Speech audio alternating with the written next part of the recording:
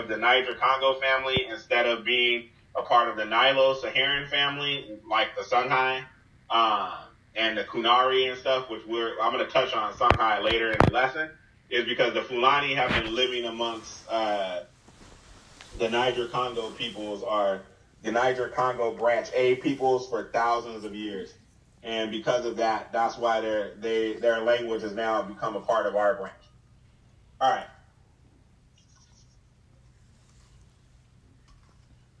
Okay. And here's a source for what I was just telling you about with the Fulani. You can read the source. I'm going to leave it up for a second because we're not dealing with the Fulani in this lesson, and they're not the point of this lesson. I'm going to move on. But I'm just leaving this up there for a second, and, for anybody who's interested in that, they can jot this information down.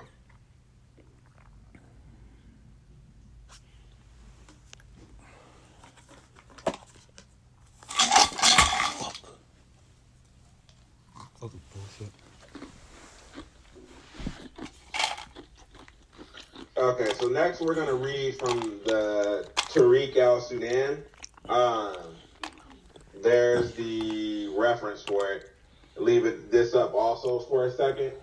I would encourage people to share this information with people. Share it with people who are trying to learn about our history, because another reason that inspires me to do this is all my life I've met people here in America, like so-called African Americans, who will be like, man, I wonder what our history was before slavery. Or I wonder, do we have an ancient history? And it's like, yeah, you do.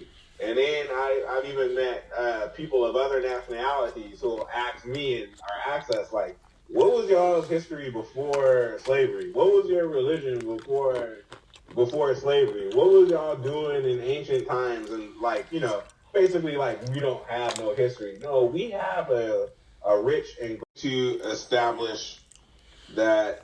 Wait, which one is this? Are we doing Tariq al-Fatash? I don't even remember from my own slide. Anyways, you remember from the previous slide, the source. This is going to show that there were 22 kings before Muhammad and then afterwards. And this is a primary source, not for, is a very large and extensive region in the far west, extending toward the Atlantic Ocean. The first ruler to establish a state there was Twayamaga, the seat of his sovereignty being Ghana, a large city in the land of Bagana. It is said that the state was founded before the Prophet Muhammad's mission, and that the 22 kings ruled before that event, and 22 after, making a total of 44 in all.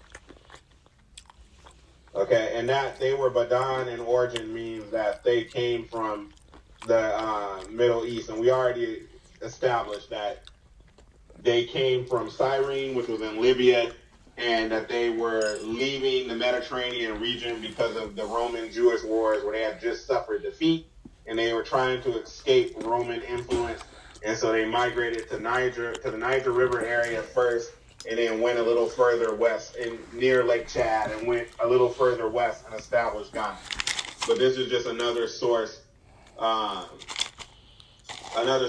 back up what I was saying. And sorry for the markings. This is from an actual book where I made markings in it.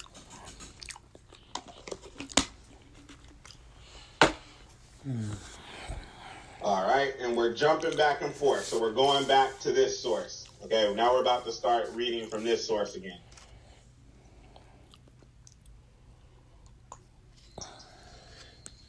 All right. Everywhere clans claiming Sanaki origin share the pride of having been once the people of the ancient Sanaki kingdom of Ouagadougou, which is Ghana. The legends about Ouagadougou are still functional in explaining the origins of different Sanaki clans and groups. The status of the Sanaki clan and its place in the parallel hierarchical structure of other peoples is often explained in terms of the role their ancestor had played in ancient Ouagadougou, or in the way this ancestor was affiliated to Dinga, the legendary ancestor of the Sanaki. There are different versions of the legend of Ouagadougou, but only one theme. The story runs thus. Dinga came from the Orient and stayed in Jeddah for some time. And we've covered this. The Orient, meaning they came from the kingdom of Judah, they came from Israel, they were Israelites.